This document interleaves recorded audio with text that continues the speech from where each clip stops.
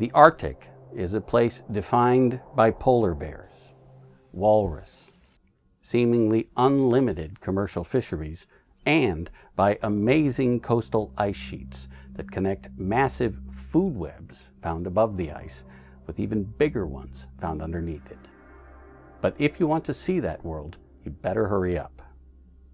That's because unprecedented warming linked to climate change is melting Arctic ice sheets much more rapidly than experts had predicted.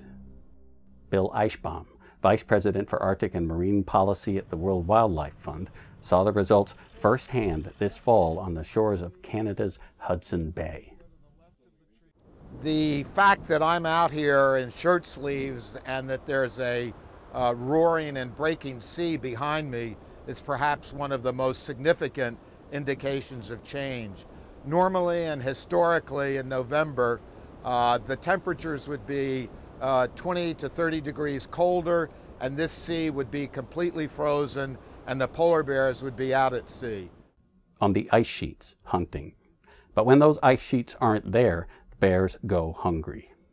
Studies of polar bear populations appear to show that they are now raising fewer cubs and eating much less than they used to. At last count, at least 8 of these populations appeared to be declining sharply.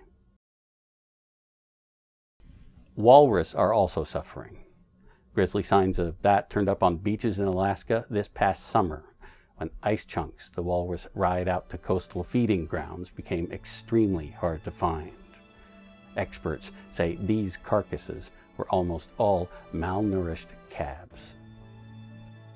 But the experts also say it's likely that these warming trends will trigger much bigger changes in the food webs found underneath the ice sheets, where the massive melting is now altering the salinity, the temperature, the currents, and even the level of ocean acidity. If those changes separate commercially important fish from the things they like to eat, the results could be titanic for both wildlife and people.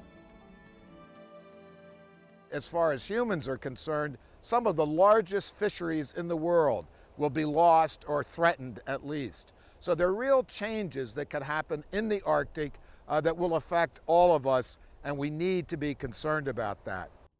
A global climate treaty that reduces greenhouse gas emissions is the only way to fix these problems in the long run.